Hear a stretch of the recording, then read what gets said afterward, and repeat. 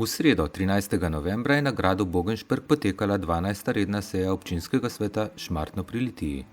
Svetniki so si lahko najprej ogledali odprtje razstave v organizaciji JSKD Litija, Kolorizem in natura, barva in forma, nato pa so se preselili v krčmo gradu in pričeli sejo.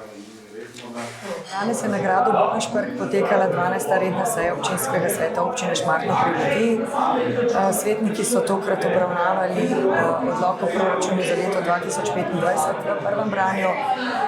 Predlaganju je bil tudi obravnavo odlok o javno-zasebnem partnerstvu, s katerim občina želi urediti enovito energetsko sanacijo 4 javnih objektov, osnovne šole Šmartno, strelski dom, novi vrtec pri osnovni šoli Šmartno in pa dvorano Bungart.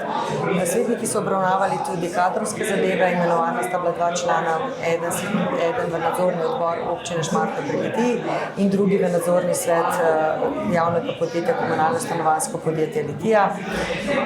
Glavna točka te seje je bil vsekakor proračun v prvem branju. Občinska uprava županom je svetnikom predlagala proračun težak dobrih 11 milijonov.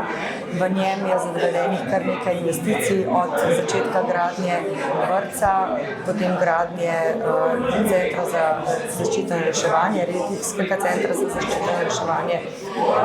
Za drugo branje svetniki niso imeli posebnih pripomb, mogoče kakšno bolj na investicijskem, predvsem na cestah.